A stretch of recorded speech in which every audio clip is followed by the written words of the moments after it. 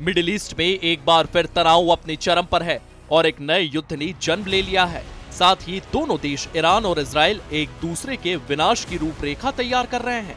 इसी बीच नेतन्याहू की सेना ने लगातार दूसरे दिन भी ईरान के परमाणु ठिकानों को निशाना बनाते हुए जमकर एयर स्ट्राइक की है।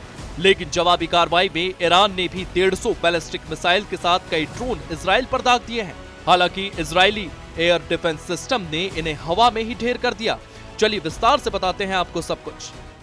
दरअसल ईरान परमाणु शासित देश बनने की जिद पर अड़ा हुआ है और उसकी यही जिद उसके विनाश का कारण बन रही है। अंतर्राष्ट्रीय प्रतिबंधों की मार, आर्थिक संकट की गहराई और वैश्विक स्तर पर अलग थलग पड़ जाने की स्थिति ने ईरान को अंदर से खोखला कर दिया है। जहां एक और वहां अपने आत्मसम्मान और संप्रभुता की रक्षा के नाम पर परमाणु कार्यक्रम को आगे बढ़ा रहा है, वहीं दूसरी ओर वैश्विक शक्तियां उसे एक बड़ा खतरा मानते हुए घेराबंदी कर रही है।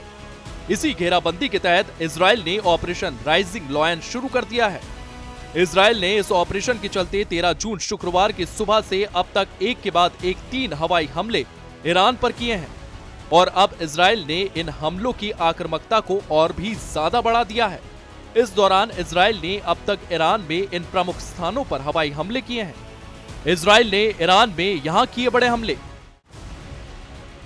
नतांज परमाणु संयंत्र, यहां के पायलट ईंधन संवर्धन संयंत्र की ऊपरी संरचनाओं को नष्ट कर दिया गया है, जिसमें IR-4 और IR-6 सेंट्रीफ्यूज शामिल थे। इस्फहान परमाणु प्रौद्योगिक केंद्र, यहां धातु यूरेनियम उत्पाद और संबंधित यूरेनियम को परमाणु ईंधन में परिवर्तित करने वाली सुविधाओं को नुकसान पहुंचाया। अरिक परमाणु परिसर, यहां स्थित भारी जल रिएक्टर सुविधा को भी नुकसान पहुंचाया गया। फोर्डो संवर्धन संयंत्र, यहां भी इजराइल ने जोरदार हमले किए, लेकिन यह जगह जमीन के काफी नीचे होने के कारण हमला अप्रभावित रहा। मैनजराबाद हवाई अड्डा और पारचीन सैन्य अड्डा, यहां के हवाई रक्षा प्रणालियों और सैन्य सुविधाओं को निशाना बनाया गया। तेहरान, ईरान की राजधानी तेहरान में हुए हमले में कम से कम 60 नागरिकों की मौत की सूचना सामने आई है। इन जगहों पर इजराइल ने 200 फाइटर जेट से हमला किया और इजरायली एयर स्ट्राइक में ईरान के 6 वैज्ञानिक, 20 मिलिट्री कमांडर समेत टॉप 6 ईरानी मिलिट्री जनरल्स भी मारे गए हैं। साथ ही तेहरान में 60 लोगों की मौत की खबर भी सामने आई है, जबकि 350 से ज्यादा लोग घायल बताए जा रहे हैं। चलिए अब आपको बताते हैं इजरायली एयर स्ट्राइक में मारे गए टॉप 6 ईरानी मिलिट्री जनरल्स के बारे में। Major general Mohammad Bagheri, Iran के चीफ ऑफ स्टाफ, सेना और रिवॉल्यूशनरी गार्ड सर्वोच्च नेता आयतुल्लाह खमीनी के बाद देश के दूसरे सबसे बड़े सैन्य अधिकारी। जनरल हुसैन सलामी, Islamic revolutionary guard corps commander in chief.